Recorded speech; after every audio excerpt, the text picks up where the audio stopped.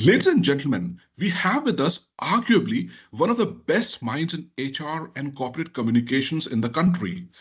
The one who was instrumental in shaping the human resources at Hughes Software Systems during the dot-com boom of the 90s and the bust in the early 2000s. He has mentored countless HR and corporate communication professionals who have flourished in their careers. With an easygoing personality, you almost never get a feeling that you're dealing with such a sharp HR mind, which has been shaping the destiny of the various companies.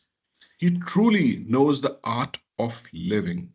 Ladies and gentlemen, we have with us today Aadesh Goyal. Aadesh, you went to BITS Pilani in the year 1980. During those times, you had to get a really high percentage of marks in class 12th to get into BITS Pilani. Please tell us how many did you get and tell us how much do you owe it to BITS Pilani for all the glory you have achieved professionally.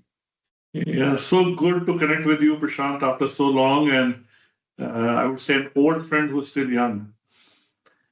So, if I look at the marks that people like me got then, which got me into bits, if you look at the marks today, I will look like D minus. So, but if you're looking for the exact number, somehow I still remember it, 79.8% in CBSE is good enough to get me into Master of Management Studies. And actually, the thing that got me there was the fact that they used to look at the not the PCM score, but the PCME score. And because of that, I showed up relatively high in the list of bits. If it was just simply PCM, I would have shown much lower. So yeah, right thing happened at the right time. If I look at my 12 years of schooling, the highest marks that I got was in class 12. So kind of right things happened at the right time.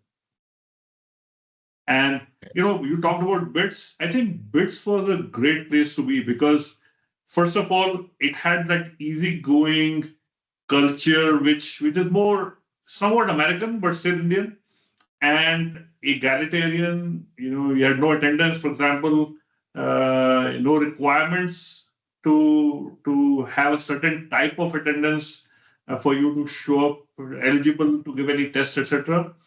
And it had people from all over the country, right? And the way they would assign you the hostel would be such that there are people from different parts of the country who are going to be your wingmates, and you land up knowing so much about different backgrounds, different traditions, because people bring their own, especially when they come from vacation, they'll bring their own nice snacks and whatever stories, each one of us would share.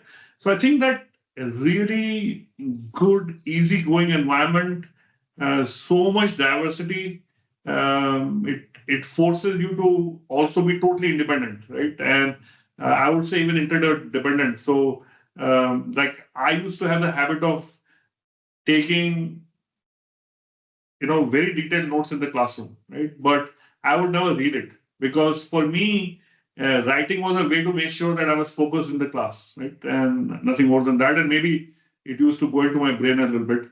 But I would read from the textbook on the just the day before the test. So my notebooks were in big demand, right? And they would say, once you're done, you should give your notebook. I would say, no, you can take it now because I'm not going to read it, right? And you share so many things with each other, and you develop such fine friendship which lasts to the day. So I think it had a great role to play, and it's really a part of the journey of being lucky over and over again, over the last several decades. Wonderful. So that was your experience in BITS. Unfortunately, I've been to BITS Pilani as well, so I can corroborate all Yes. that you're saying. And so after BITS Pilani, you joined a government organization. Now we're talking about 1980s out here. So you joined a government organization which is Center for Development of Telematics, CDOT, and then that was in 1985, which was just the second year after its founding by Sam Pitroda in 1984. So what was your role there in CDOT? Did you get to interact with Sam Pitroda in person? Would he remember you still?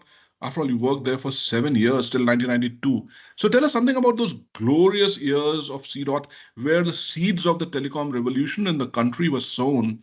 And what was your role there?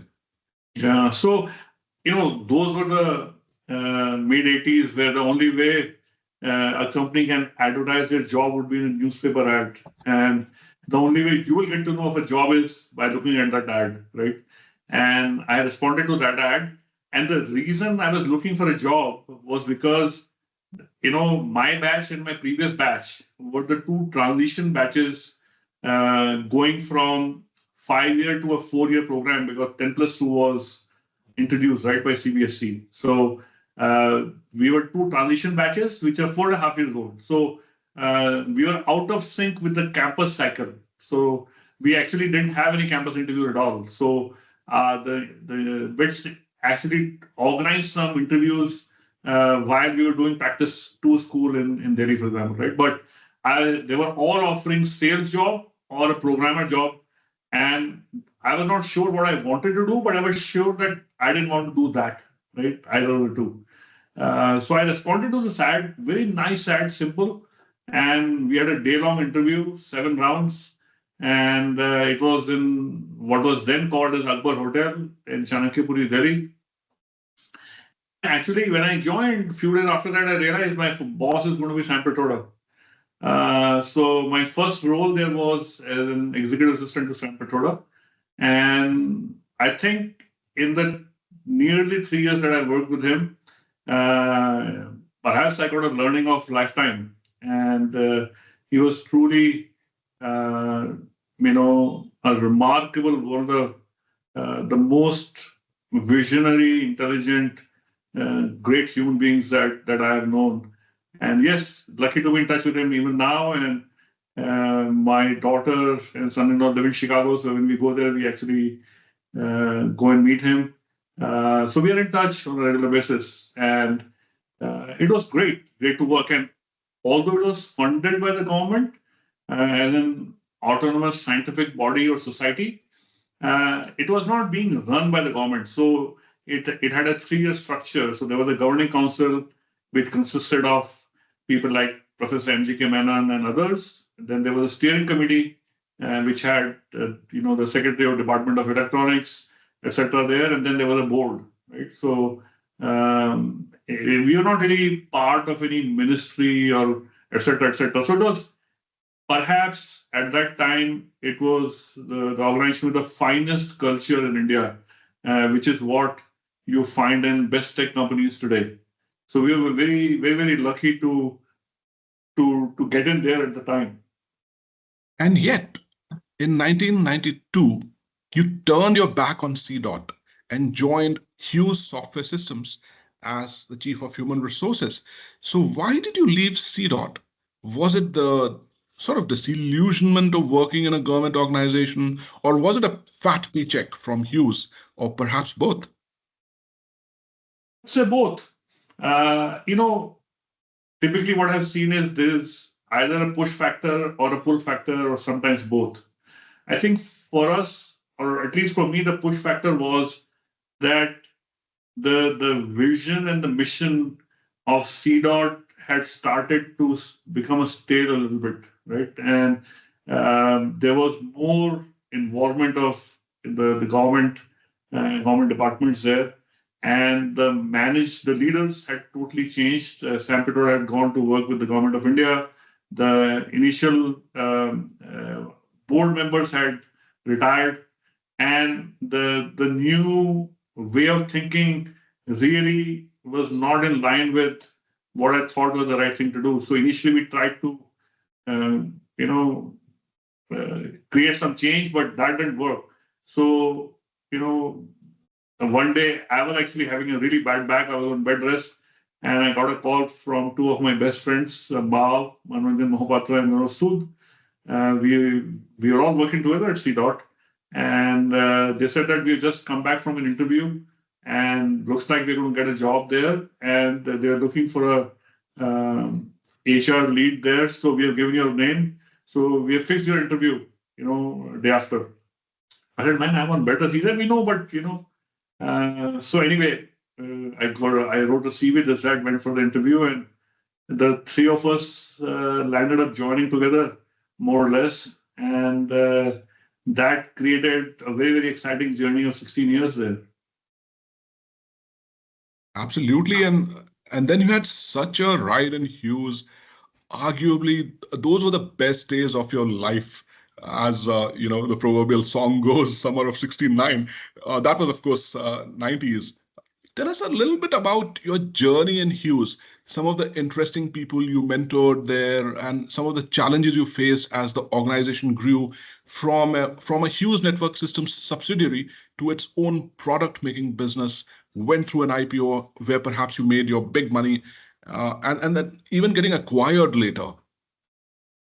So, it was India had just opened up its economy. This was, 91 and 92 is when Hughes Software Systems started, and I joined there in June 92.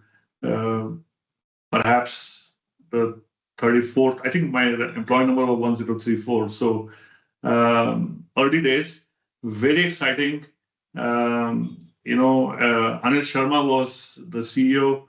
He was a long-time Hughes employee in the US, and he had come back here to set up the Hughes presence in India. And the second company that Hughes started was HECL, which was into VSAT related communications. And one of the shareholders of the company, um, and he had his own company, KV Ramani. He used to run a company called Future Software. And we had, the rest of the team were all people who were hired recently, more or less. And basically, you had a clean slate. And the brief that I was given was that Hughes does not have much idea about India, so we should really create our own policies and systems, but make it really well known so that we become a good brand name. And the only thing that we need to follow is that Hughes has an ethics policy, and we need to make sure that we run a very, very ethical organization. So that was just a brief, and then we kept on doing a lot of crowdsourcing and kept on together working.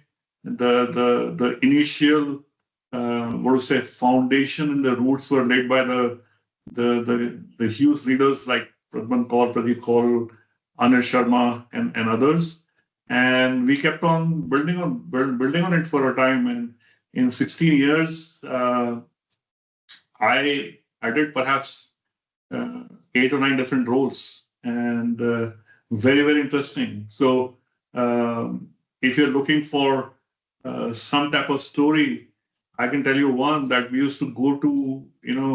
We started doing campus recruitment, right? And the first one that we went to was IT Delhi. So Anil Sharma and I went, and Anil Sharma gave a talk about Hughes and Hughes Software Systems. And one of the things that he said there was that for us, employees come first and customers second.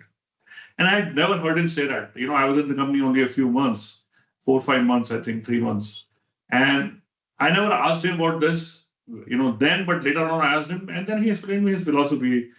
I said, okay, good thing to say at a campus, but, is it really true? And then, sometime in February, March 1993, we are making a pitch at General Motors to, as a potential customer for us. And he had asked me to do a sales role while I was doing the HR role as well. So I was with him, and I'm sure you know Neeraj Tiwari. The three of us were there sitting in Detroit in GM headquarters, and Anil Sharma made that pitch, and he said the same thing that he said at IT Delhi, that we value employees first, and then the customers come second. And they actually asked him why, and then he gave a proper response that if we take care of our employees are going to take care of the customers, right? But if you don't take care of employees, you're not sure whether what culture you are setting up. So that type of thinking and is really got us rolling. And so that was one incident that I can recall. Then a few years later, the three of us were scheduled to go to IIT campus for campus recruitment. And I don't think there's still an airport in Kanpur, so we are taking the train. Mao and I and one more person. He didn't show up for whatever reason, so it's just the two of us. And as you know, in campus there are hundreds of students. So Mao and I are thinking, what should we do? Then we decided, okay, what the hell? We will divide and things ourselves. And rather than doing panel interviews, we'll have to just do individual interviews. And we went there, and you have given it, so you know the Hughes written test used to be a terror, and we ran it. We selected the people for interview, and then basically the department head of computer science came and met with us, and he said that what are you doing? We have 10 6 pointers, and you have failed 5 of them in the written test. And like, what does it say about the reputation of you're ruining our reputation?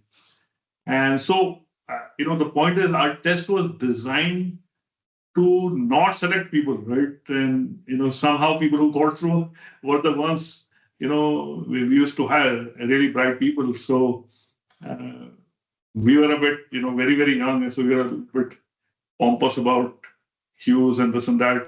So we explained, and then as a matter of negotiation, just to be interviewed the rest of the five, but he said that, see, if you fail them in an interview, I'm okay, right? Because we don't know what you're going to ask. But in a written test, so those were some couple of interesting incidents that come to my mind right now. Excellent. So did you get the written test to be changed later or something like that? No, and see, then we started getting feedback as we started to increase the number of people that we were hiring. We obviously increased the number of campuses that we're going to. And then 3, 4 of our bright people who had put together a test, one day I requested for a meeting. I think Vinod and I were there. People, I think, if I may be wrong with the names, but people like Prabir Datta, Bhik Saha, and others. And we said that, guys, everybody complains about our test. And like, can you guys solve it yourselves? Or he said, we can solve the questions that we have written, right? But we may not be able to solve the others. So we had 50 questions, 3 marks each. We used to do negative marking. And anybody who would get 50 marks would get, to the next level of interview.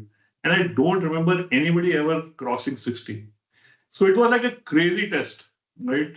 And later on, we did a study. What is the correlation between that high benchmark versus actual performance, etc.? Then we realized that we were for small numbers it was fine, but there was not that much of a correlation between what we are trying to do. So we changed it later on after 10 years. Excellent. So you mentioned a few names like who are the stalwarts of the IT industry: Prabir Datta, Abhik Saha, Mao, Vinod Sood. But please tell us something about late Arun Kumar, who was the CEO, stroke president, and the managing director of Hughes. I got to know from my sources while I was preparing for this interview that once you had an interesting discussion with Arun on work-life balance. Please tell our viewers what the discussion was all about that work-life balance that my source specifically wanted you to comment upon. You have some crazy sources. So, Arun, Anil Sharma was the CEO for perhaps 3 years, and then Arun Sharma, who was also a very long-term Hughes employee and executive. He used to work out of their San Diego office. He came to India. Amazing human being, one of the best. Like Anil Sharma, they were totally different people, but the common thing amongst both for both of them, they were like great human beings. And obviously, they were much older than us, but they used to treat us like as if we are the same age, right? Very collegial. And in the performance review system, there used to be, you remember we used to have these written forms where you do a self-assessment, and your manager will do their assessment. Second level manager will, kind of write comments, and then there'll be a discussion. It'll be shared with the employee, and then there'll be a discussion. Right? You remember that? Absolutely, absolutely. I remember Yeah, all of that. yeah. I've written many of them myself. Yeah, absolutely. Both as an individual and as a manager. So in one such performance review, Arun called me for the meeting. I was sitting in his office, and he said, Aadesh, I want to, he gave me feedback about this work well, this, that, everything. He said, but I want to share some feedback with you. I said, sure. He said, you need to work on your work-life balance. I said, what do you mean? I said, like everybody tells me I've got a great work-life balance. So he said, no, Aadesh, I mean the other way. So basically, he was trying to say that I should focus more on work and not on life. So I said, are you serious, Arun? He said, yes, I'm serious. I said, see, so I said, since you're serious, I'm also going to take it seriously. And like perhaps I was 31, 32, 30, like that. I've always been a bit boisterous. So I said, but you have no right to comment on my life. As a friend, if you want to talk to me, I'm okay. But as a manager, how can you talk to me about my work-life balance? What does that to do with you? So I said, please share with me what has gone wrong because of which. Like he had not expected that I'm going to take it like that, right? And perhaps he had not thought through, so he couldn't quote anything because of my work-life balance was my work getting impacted, right? And I think it was a bit of a mismatch of our styles. He used to talk quite a bit to the US time zone, right? So he would typically work 12 p.m. onwards. And I always like to work early, right? So I used to start at 9, right? And typically I would end it by 6:37. And by the time he's caught up with his work, when I'm ready to go home, that's when he would say, Aadesh, are you available? Let's have a chat. I would always say, I want to go home. Right? So why don't we meet early enough? Or once in a while I'll agree. But generally I'll say, by the time you come, my half day is over. So while he was a great human being, we had a great relationship, and we had a great mutual respect. But on this point and few other points professionally, we used to argue a lot. So that was the incident. And then I shared it with many people. Like we all share stuff. So whoever your source is, I'm surprised that they still remember it. Well, I'm sure Arun must be smiling in his grave. And what years were those? And both of you led the organization to its zenith. So I'm sure both of you did very, very well, at least on work. And I don't know about the work-life balance, but philosophically, and you being the HR man, so there is this question which I wanted to ask you. There are several memes on the internet where it is said by the employees time and again that HR is not your friend. They are there to defend the company only. They are there to fire you when needed. And oddly enough, you faced these challenges in Hughes after the dot-com bust, where Hughes had to cut 30% of the salaries of the employees and lay off several of them. Was that a tough time for you? How did you feel doing all this, perhaps for the first time? Was it just a professional job for you, or did it make you feel sad and give sleepless nights and therefore disturb your work life balance?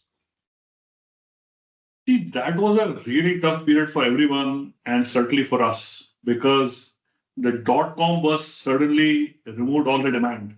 And all IT companies, specifically in India, were hiring people or making offers 1 year in advance, right? Because that was so much competition to hire people, right? And you have made the offers and everything. And so your revenue goes down, your costs remain the same.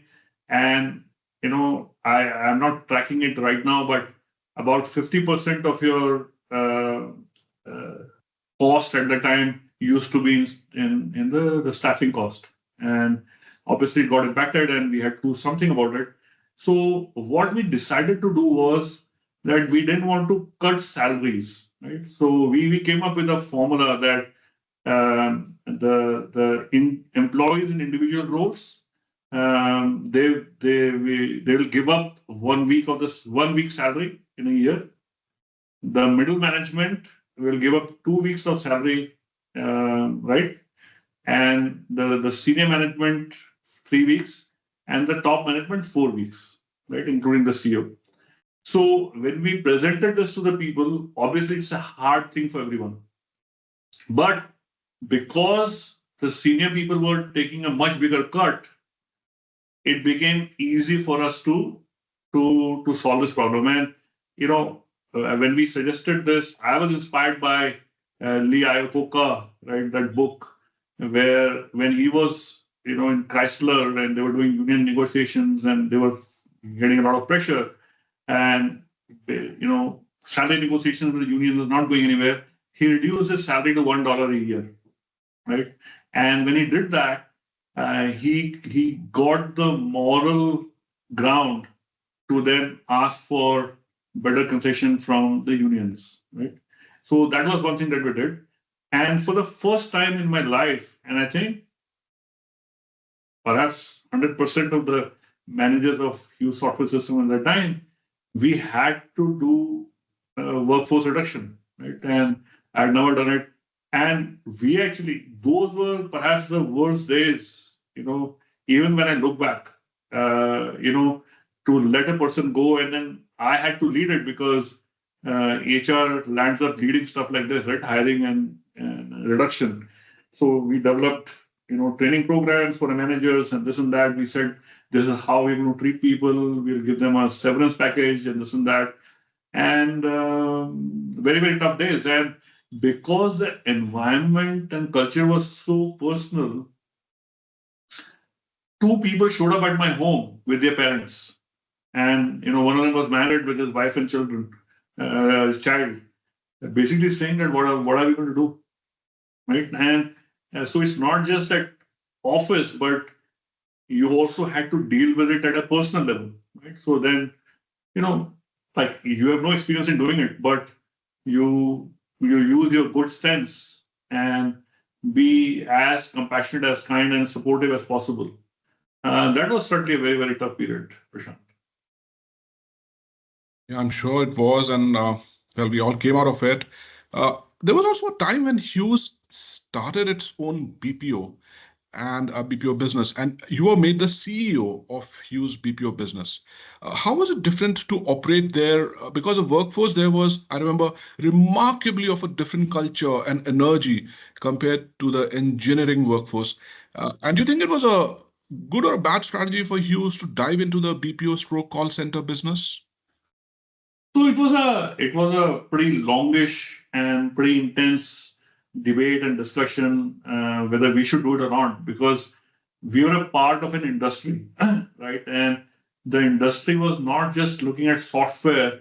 They had put together a vision, NASCOM and others that for us to really grow big, we also need to do business process outsourcing, right? And they had put together, and most of the companies have already gotten into it. So after a lot of discussion, including approval from the board and all that, we decided to get into it also, and we got an opportunity. And what we said was that we're not going to do general process, general purpose BPO. We're going to do more tech support business, right? So we set this up as a different division because when we studied it, we realized that the way this runs is totally different from the way a software services company runs. So we set it up as a separate division. It had its own finance and HR and IT and everything. So first of all, it was a 24 by 7 environment, right? So people used to work in 3 shifts, and the nature of the business was such that your network couldn't be down even for a few moments because then the customer won't be able to reach you. Right? So we had, for the first time, had to have two totally independent pipes running into the facility, right? Including the last mile, right? Which is because the last mile, many companies had suffered that they brought two different pipes, but the last mile was the same, right?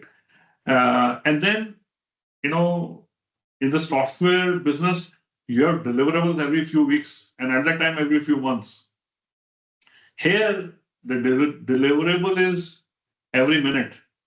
And I had to really learn to work at a very different speed, right? So it was a great learning for us. We scaled it up reasonably well. But when, GMs decided to sell, break up, or the Hughes electronics business, we were one of the companies that actually all companies got sold. We were acquired by Flextronics, and Flextronics didn't have interest in that business. So when Flextronics acquired us, they also acquired 6 other companies around the world. and I was asked to come back into the software business to help do the integration. So it was. I don't think it was a mistake. It's just that we were only at it for about 3 years when the new owners decided that that's really not part of their strategy. Okay, fair enough. So you're one of the best and experienced brains of HR in the country. So tell us something about what you feel about the women in the IT workforce. Of course, I recall back in Hughes, you had a huge number of smart ladies in HR and corporate communications. But what about the engineering workforce? Do you think they still face a glass ceiling? And what did you do at Hughes to encourage the women in the workforce? Yeah, I think in the last couple of decades, a lot of progress has happened when it comes to gender balance. And today, depending on what sector you are in and what type of primary jobs you operate in, there is a reasonable amount of uh, balance, gender balance in the workforce. So, for example, some of the top IT companies have 45% of their workforce as women, right? And compared this to 40 years ago when I went to BITS, right, out of perhaps 450 students, I don't remember, maybe 10% were women, right? So I think good changes have happened that have encouraged more women. The types of jobs have changed. The attitude of society has changed towards women. And you see more and more women into the workforce now. And, you see more women on the boards. You see more women uh, at CXO levels. So I think a lot has changed for good. But we are dealing here with a societal way of thinking which is deep rooted, perhaps centuries, of thinking. And I'm hoping that we are able to change as a society even faster, right? And so we are able to create better place and environment for women to thrive, not just in the society but also at workplace. So what we used to do is that when we do campus hiring, which is which is really your sure shot way of doing volume hiring, right? We used to focus a lot on colleges which had high percentage of women, right? So, for example, the daily MCA program used to only have about 30 people. But we had a very, very good standing there because a lot of their alma mater alumni used to work with us, right? People like Gulshan and Ashwani Lal and many others. And we would typically go and hire as many people as possible, right? And said our first target is women. And then you and I spent a lot of time in Rajasthan, right? Not just at Bits Pilani. So there used to be this. And I'm sorry, I'm forgetting the name, near Jaipur, there used to be this university which was women oriented. We used to go there and hire a lot of women from there. So what we saw that they were at that time more women were preferring the MCA route rather than an engineering route, right? So we used to go to all top MCA programs to hire as many women as possible, and that is, I think, at that time worked for us quite a bit, Prashant. Yeah, excellent. Uh, so I recall amongst the other initiatives at Hughes Software Systems, you started a system of popular awards in Hughes. Now, was that your brainchild or the brainchild of Jai Vikram Bakshi? Please tell our viewers what were these pop awards back in Hughes were like, and because they were the first of the kind in the industry, weren't they? Yeah. So actually, when I look back now, and even when I look back after we started it, I think we gave it a wrong name, right? Basically, at that time we were growing at about 60 to 70% a year, right? Those are the sunrise days of the software industry. And because of so much demand, even for a really preferred brand like Hughes Software Systems, we still had a high enough attrition, right? 17, 18%, and sometimes even in early 20s. So if you see in a year, if you had 1,000 employees, you grow at 60%, you need 600 more people. You have 20% attrition, you lose 200 people, right? So in a year, 50% of your organization employees are less than 1 year in the company, right? Now, culture was a really big thing for us. So how, and every year, if you see, this is like a flowing river, right? This is not like a pond. Now, how do you create that culture and propagate that culture in a flowing river, which is, just raging and flowing and going from one place to the other? So we came up with this idea of using role modeling as a way to build culture. So we created 12 categories. For example, one of the categories was great troubleshooter. Right, the other category was great communicator, like that. And we wrote a. I was also the CIO at that time, in addition to being a CHRO. So with the help of the IT team, we wrote a specific application. So every employee, once in a quarter, we used to have these quarterly staff meeting, right? Kind of a business meeting followed by a party, right, where all the family members used to be there. So as a part of that, a month before that, we would run, three of those awards, right, out of the 12. So in a year, we'll cover all 12. And every employee had a chance to select one person of their choice for that award if they wanted to. We used to run a campaign, and suppose somebody wanted to vote for you, so they will start typing PRA, and then you show up everybody with PRA, right?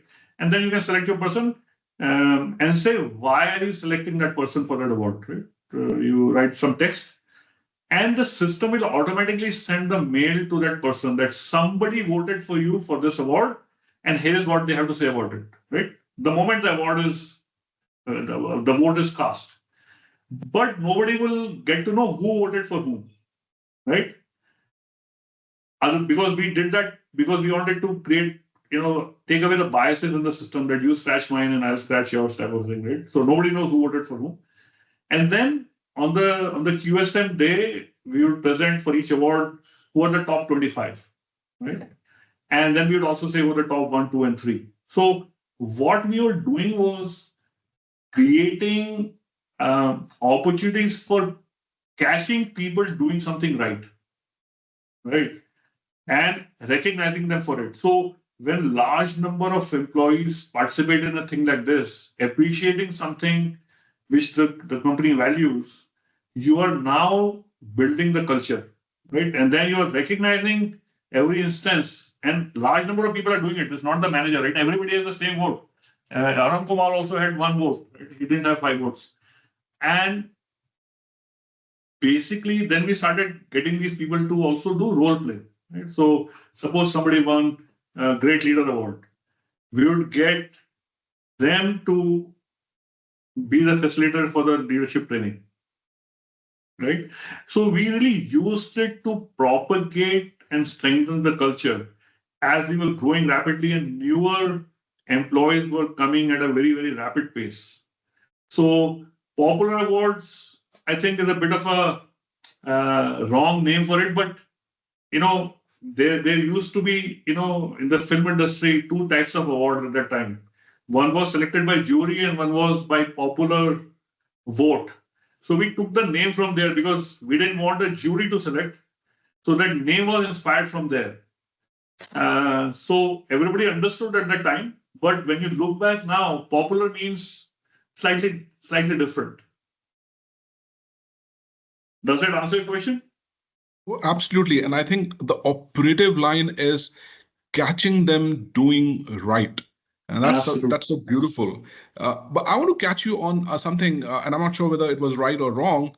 And that was, why did you then leave Hughes in 2008? It is really curious that around that time, all the stalwarts were leaving systematically, be it Vinod Sood, be it Mao Manoranjan Mahapatra, or be it yourself. It sometimes gives a feeling that the new management was systematically doing a deliberate cleansing of the old school operations. So tell us, did you leave Hughes in 2008 ate on your own volition, or, well, and forgive me for asking this, were you gently nudged to make way? So no, only very few people have asked me this question, and um, I have given the truth to only, I think, selected 5 or 6 people know. See, what happened was we were first acquired by Flextronics, right? And Flextronics CEO, soon after acquiring, Flextronics was basically a electronics outsourced electronics manufacturing company. They wanted to become an design company as well, right, for their customer segment. But soon after doing the acquisition of HSS and 6 other companies around the world, the CEO decided to take retirement. And the CEO of Flextronics became the CEO, and he didn't believe in the strategy. He wanted to focus only on manufacturing. And so they decided to sell the business, and they sold it to a private equity firm. And private equity firms work very differently, right? They are not there for building institution building for long. They are not really there for culture. They are simply there to create value. That's the business that they are in. There's nothing right or wrong about it. And basically, they started pushing me to implement a policy that I didn't want to implement. Right. So maybe it's time for me to say what that policy was. So as you remember, in at Hughes, we had a pretty what to say, I don't know what the right word is, but a purist culture where there's a certain type of business we wanted to do, more R&D, embedded systems. We wouldn't want to work at an application there, etc., etc. Right? So more R&D type of work, product development type of work. And if we got some work of that type, nobody would be interested in doing it. Right? So most engineers wanted to do what they thought was sexy, right? And in the service industry, there will be times when you don't have enough work for everyone. So there's this concept of a bench. So you would go on a bench. And when we get some new business, we give the opportunity to somebody, no, I'm not interested in the work, I'll wait. So they're waiting. Now, because when, at that time this acquisition happened, there was some amount of extra bench at that time that we had. So they wanted to implement a policy that anybody who goes on the bench, if they're not able to find a role or an assignment or a project, uh, they would be automatically terminated in 3 months' time. And so I said, no, that's not really part of who we are. And so I proposed, I said that I agree that in a difficult situation, we need the employees to be a little bit more flexible. But this seems unfair. So I propose that if we offer a project to an employee for the second time and they don't take it, right? So first they say, okay, I don't take it, that's fine. They can remain on the bench. But when we offer a second opportunity, at that time it's fair, right? Then that means we really can't find you something. They said, no, it has to be implemented like this. So that's really what created created a situation where we decided to part ways. And the fact is that nobody in the industry had implemented something like this, right? But other companies were not facing this issue because they didn't have a culture where employees had a say on what they wanted to do or not want to do, right? So it was somewhat tricky at that time. Okay. So thanks for being candid about it, Aadesh. So do you sometimes still think about the Hughes days, and do you remember them fondly or with regret with what you could have become there? How did you come out of the hangover of the Hughes days? Essentially, how you got over it, and more importantly, did you get over it? See, the answer to that is yes and no, right? So, for example, your childhood days when you're going in a school bus or uh, just finished exams and you have vacation, we don't have that today once you start working, right? You have to plan for a vacation and, very hard to plan for more than 1 week or 2 weeks at a time. But it's not that you're still living in your childhood. You move on. right? So there's no regret that I have. I think we all had a great time. I spent 16 years there. I couldn't be more thankful for all the opportunities that I got. For example, when Vinod Sood decided to move on to this new entity that Hughes was setting up because Hughes software system was gone, so Hughes to stay. Arun, Mao, Vinod, I think Vimal was there, Gautam and I were there. We were sitting in Arun's office and discussing like who should take this over now.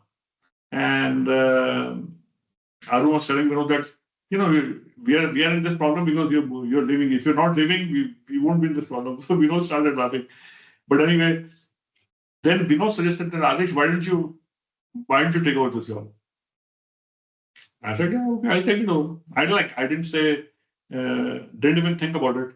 Then Vinod asked me that if you're ready to do it, why didn't you say so? I said, I'm ready to do, but like I'm not offering myself for the job, right? So anyway, I said, but I have only one condition that I will not do the CHRO job as well as the head of engineering job. No, why don't you do both? I said, no, no, no.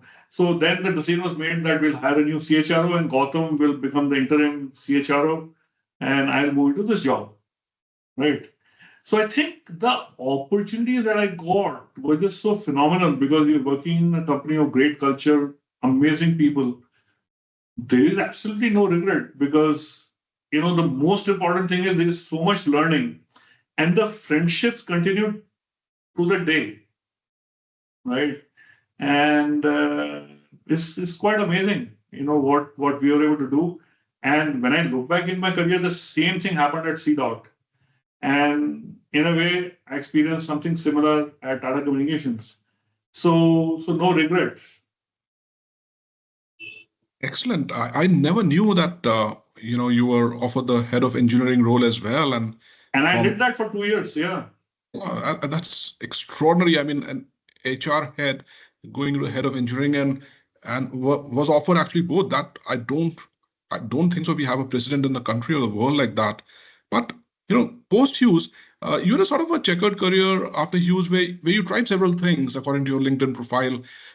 With Tata Communications, by all means, being your anchor point. So please walk us through your post HSS journey a little bit, and what are you doing nowadays in general? Please tell us two or three interesting things that you might be recalling during or post Hughes days. Yeah. So, before I get there, let me tell you two things about Hughes, right? Which I think no other company that I'm aware of has implemented, right? So it was a very fast moving employment market, in the late 90s and early 2000s, like 60% growth, lot of demand for talent, lot would change in a year, right? And this system of doing incremental salary increases, etc., was somehow not working well, right? Because you're not really able to truly differentiate, although we were differentiating, but not in line with the way the market was moving. So we created a system where employees, the managers, would fit, rather than giving them a salary increase, they would refix the salary as if they're being hired from the market. And they had no guidelines. They only had the salary range to operate in. And when we came up with this, everybody was like, that how are you going to control this, going to go out of control? I said, let's experiment. But see, that's the point. You had space to do experiment. People were willing to give you and go along with it, right? So you have a debate, this, that. And we stayed it for 4 or 5 years. And when we became too big, then I proposed that we have to go back to the original system. And so many managers and leaders opposed it, right? And why are we, why do, and actually it didn't go out of control, right? So that's one thing which is very unique. And I don't know whether, I don't think you were a manager at the time when we were doing this, so you may not be aware of this. But maybe you should talk to your managers of then that time and they'll tell you about this, right? Um, the other thing that we used to do every year for a long time, that before, sometime around February, March, we'd get all the managers together in the cafeteria, right? And we would do a bit of a workshop that like 90% of our employees were engineering, right? So for engineering, by level, E1, E2, E3, etc., what the new salary range should be. It's like crowdsourcing, 50, 60, 100 managers are there, and anybody can say whatever they want. And I was simply on the, at that time there were no big whiteboards, etc., or LED boards. So we would use the OHP, take a transparency, write with a colored pen on the screen. Whatever people are saying, I'll keep writing, right? And somebody says some number, you say, no, that's too low. Somebody gives some other number, some other manager will say, no, that is too high. Are you crazy? So whatever finally the group agrees, I would summarize and say, if we implement this, are you good? He said, yes. But will you implement it? Yeah. I said, like, whatever you say, like, and like we used to actually be able to implement either what people are saying or a little bit better than that, right? And that used to create so much confidence and trust and credibility amongst the managers, right? So when any of the team members would talk to them, because they were involved in the process, they had that inner strength to say that no, this is reasonable, right? And I'm not aware of any company that was able to do something like that. So, Excellent. so answering question now. So when I left Hughes, I joined a startup company that was started by one of the HSS employees called Pankaj Bansal. I was actually an angel investor in that, so I joined there as a CEO. And the brief was that we had to scale up, hire the management team, and get VC funding. So I did that for 2 years and then joined Tata Communications as the CHRO. And I stayed there for 14 and a half years. Tata Communications was a totally different company and totally different situation for me. So the first time in my career, my fourth job, I was joining a company where I didn't know anybody and nobody knew me. In all other companies, I was one of the first few employees. So as we grew, like I I knew almost everybody, and almost everybody knew me. Right? It creates a very different feeling and setup.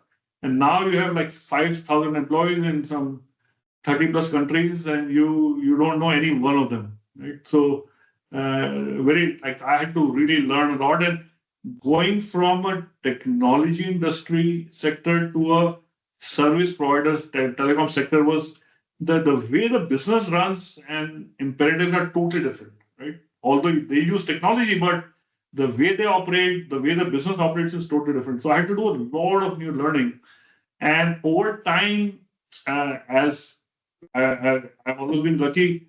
Many more roles got added to it, right? So we had an innovation council. I became a member of that, and then what we call as administration.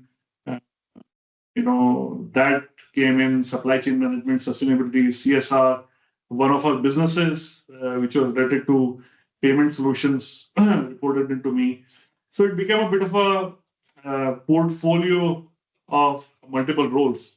So great time, and during that time, the company did a lot of transformation. Our biggest business when I joined was wholesale voice, 2/3 of the revenue, and by the time I left, it was only 7% of the revenue. So to be a part of such a transformative journey, and that included, by the time I joined Tata Communication, I had done 6 or 7 acquisitions already. And after I joined, we did another 6 or 7. So great opportunity to learn and to work with some really amazing people around the world, and much more global than Hughes was, because the number of non-Indian origin employees there and the number of countries where they were employed was totally mind-boggling, and great opportunity to learn. Great opportunity to learn. Did I answer your question? Oh, absolutely. I think fantastic. So now that you have had such a wonderful journey, and you've been there and done that, what would your advice be to all the folks who are studying HR in colleges and are having a constant fear, let's face it, at the back of their minds that somehow it is only for women, that they would never become a CEO, and that there would be an overhead on the company not earning revenue operationally from the customers, and many such fears like that. What would be your message to them? I think the most of these fears are self-inflicted. And rather than going by some of this grapevine and gossip, I would say you need to think about what you truly want to do because you can contribute in any role. So the first thing I tell everybody is that don't think of yourself and be defined by the role or function that you do. Think of yourself as a human being, think of yourself as a business person, right? So, for example, a neurologist is also a doctor, right? But if a neurologist only behaves like a neurologist, then they're going to see every problem as a neuro problem. So you need to be a doctor and then you specialize in that role, right? So we are going to become what we label ourselves as, right? So, for example, I was fortunate that I never labeled myself as this. So, like the types of roles that I did was primarily because neither I labeled myself, and because of that, perhaps nobody else labeled me for a particular role, right? So, first is don't label yourself. Number two, whichever role you are in, understand the business horizontally end to end. Because whether you're in engineering, whether you're in product management, whether you're in finance, whether you're in HR, whether you're in some other role, if you learn only about that role, you are going to get siloed and your growth is going to stop at some point of time. The growth is a function of vertical as well as horizontal. Right? So develop over time, develop at least two areas of vertical expertise and develop breadth. That's one thing that I'd like to say. And if somebody wants to be in HR, I would say understand business a lot more than understanding HR, right? Because the fundamentals of HR are not going to change, right, over time. If you understand business well, then you can be more effective. For example, if you're in business partnering or you're in learning, uh,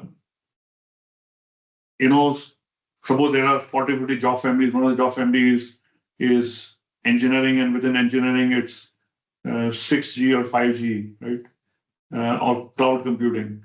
Now, if you do not understand that in relatively good depth, if you're not able to write the job descriptions of five such roles in that job family, then how the hell are you going to provide business HR partnership or create learning and capability development programs for them? Right? You'll end up operating only at 50,000 feet. So learn about the business. Number two, technology has become pervasive. It doesn't matter what your role is, including HR, how AI and other digital technologies can help you to build much better solutions and products to create much bigger impact is something everybody needs to know, right? And that's what I recommend. And if you truly want to be a CEO, then you have to work towards it, right? Which means look at the capabilities, the depth and the breadth and the experiences that a CEO is required to have, right? It is foolish to think, right, that because you're in HR, you can't become a CEO. The same thing applies to finance, same thing applies to engineering. It's not where you're coming from, it's the type of experiences that you are able to get really gets you to the types of jobs that you would get. You're not defined by, if you let your role define you, at some point of time, you're going to get limited.